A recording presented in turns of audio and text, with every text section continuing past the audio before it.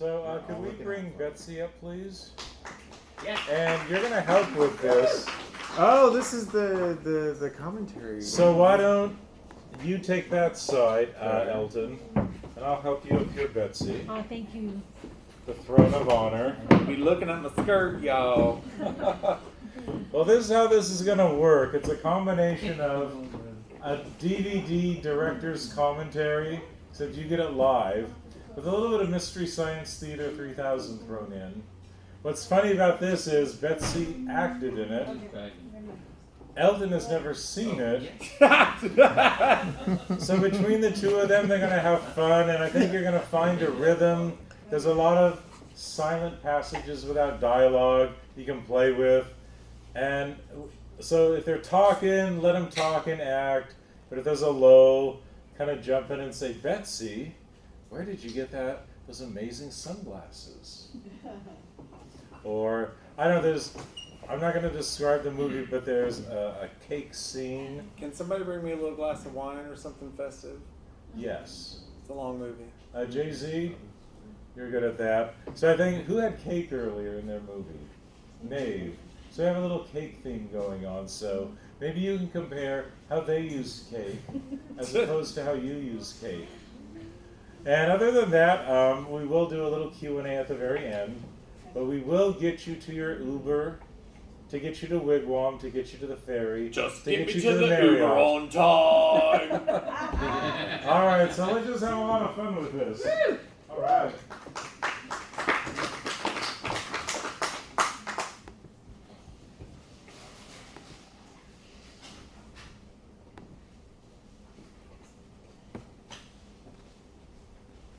And let us know if you can hear that well enough. Okay, thanks. Yeah.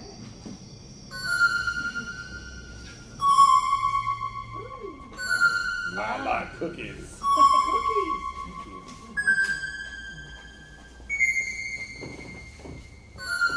Nom nom cookies. What the fuck up?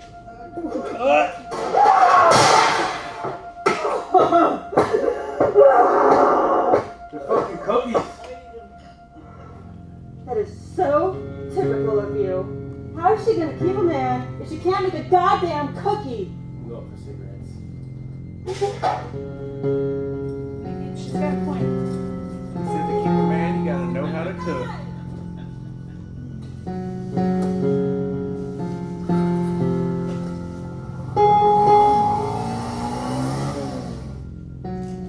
Sarah, get in this house!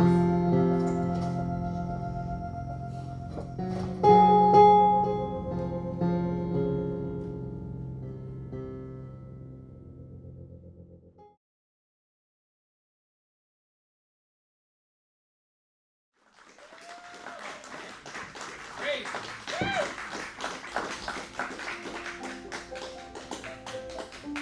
Cool. Nice. So I know we were going for one effect, but it's like, I think you guys got sewn to the film. Yeah, I think I might be, I totally love Mystery Science Theater 2000, but I think it's better when somebody who does attached to it, Exactly. as I am, to do that kind of humor. I mean, It was just fun to watch. I think we just all kind of got into it. Yeah. It's like we just want to enjoy the movie. yeah, that's basically what I wanted to do too. I loved your comment, you were doing great I comments. was trying to keep it easy. I could certainly have gone full bore. I also didn't want to be offensive, but It was a fun Okay. experiment to try. Yeah, I think maybe two, independent people would be great for the Mystery Science Theater 2000 part. Absolutely. Well, I know you got to run, but let's do a real short Q&A before you go. But first of all, thanks for staying, because this is a perfect one to, I think, watch at the end, because dark. It's a kind of a dark feel to the whole thing. So much at night and all that. But this is like the third time I've seen it now. I like it more this time than ever, because of all the subtle folklore touches. So what do you guys think? That was awesome. Thank you. So, I have a quick question. So, was it filmed in New York? No, it was filmed in Charleston, South Carolina. William and I know each other from Charleston. He lives there. It was filmed on his family's property, for the most part. Oh, okay, His family has a house in Somerville and a lot of not a lot of land, but to me a lot of land. Okay. And so he has the plot of Earth was back there. Okay, keep him out. So his family has property there, and then the house where Jeremy lived, he was house sitting for a friend of his. Okay. So it was filmed there at a friend's house, and then the exterior of Sarah's house, I don't know whose that was, but we just used that for an exterior. Okay. We didn't film anything inside the house. Well, it's cool to hear from the actor's point of view on it. Do you guys have any questions specifically for someone who acted in it? Like, Well, I sort of do, again. So, if you were to define the movie, like in just a few words, like the concept of where it was supposed to take you and what the whole, The TV guide were. yeah, just the process, like, I kind of get it, it's really cool, but what was if you had to define it, what would you say? Well, I always, I kind of tapped into the theme of unrequited love. Okay. For me, that was, from my experience with it. William was inspired from the 70s TV movie and an X-Files movie with the Golem, and his love of Bigfoot and things like that. Right. But I loved the theme of unrequited love. Even like Sarah had unrequited love, and I had unrequited love for Sarah. So and that came through. yeah, that's That came through, especially the hand on the hand near the yeah. end. Right. That's nice. So how did William direct you guys? What's his style like? He's pretty. He's pretty easy. He's pretty easy to work with. It's he didn't really talk to us like actors. He just he just let us do our thing for the most part. Because you're are you like old friends? Have you known each other for a We've while? known each other. We were good friends before I moved to New York. I sort of met him right after I finished college. I met him, Okay. and then I moved to New York. He actually saw me off on the Greyhound bus to New York, and then we kept in touch for a few years, and then we had a chunk of time where we didn't see each other, and then a few years before this, like around 2012 or so, we became connected, and he made friends with some of my old friends in Charleston that I had from the Devil Man. Mr. Okay. Keenan was a high school friend of mine. Oh my God! And, glad you didn't say high school teacher. No, he was my high school friend, and they coincidentally made friends.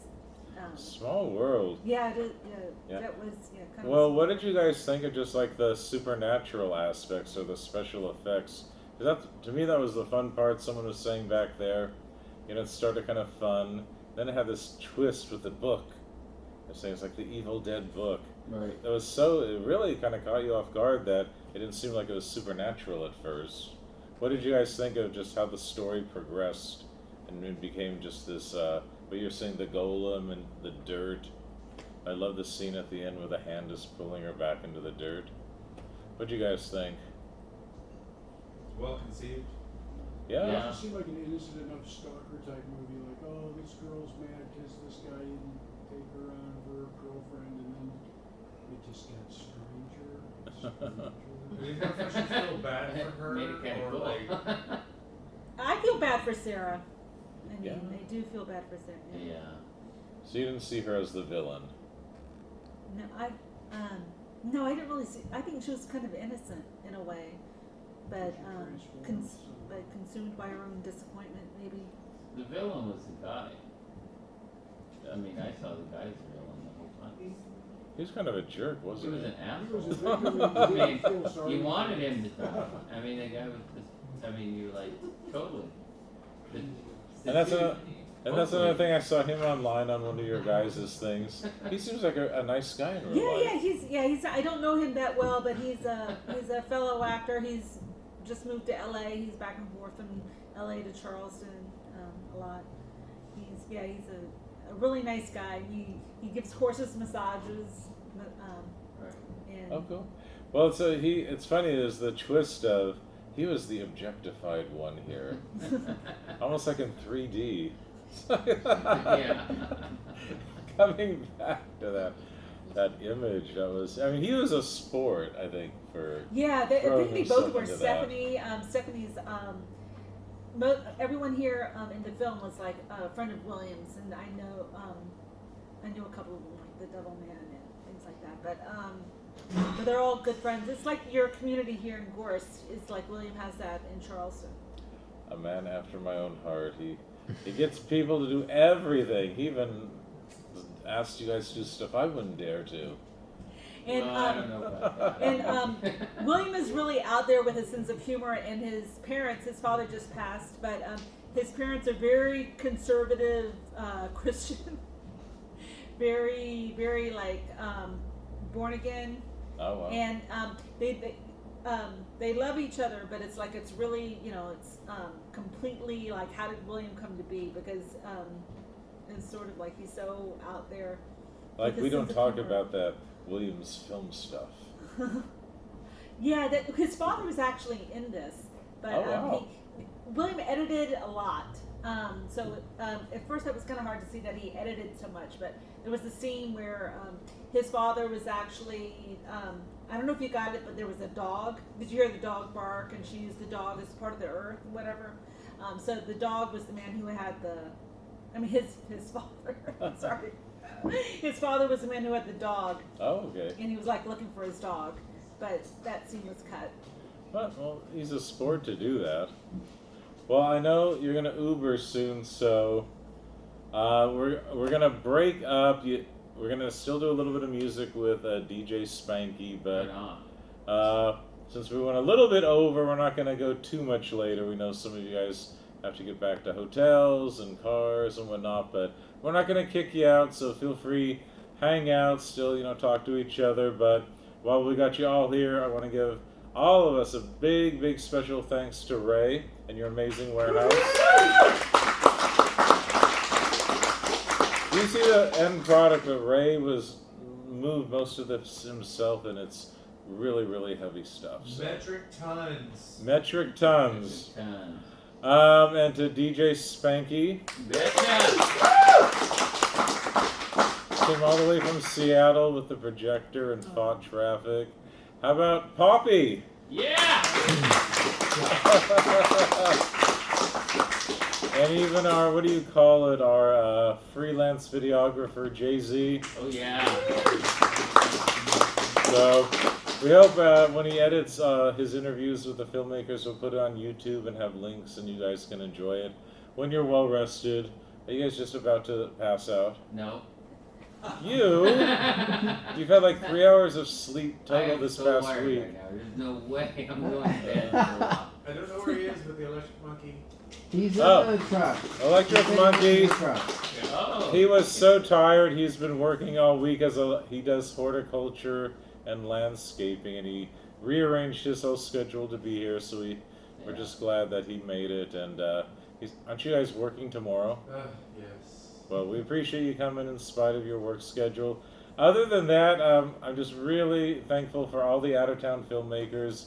It meant a ton for you guys to come here and be here. That's what this is all about. And this year we've had more out-of-town filmmakers than ever. You guys are cool people. So again, it's all to you. So round of applause to the filmmakers. I do have to say something though. I mean, none of this would have happened. Kelly instigated the whole thing. Kelly brought us all together, and Kelly made it happen. So Thank you. I think a round of applause for that. Thank you.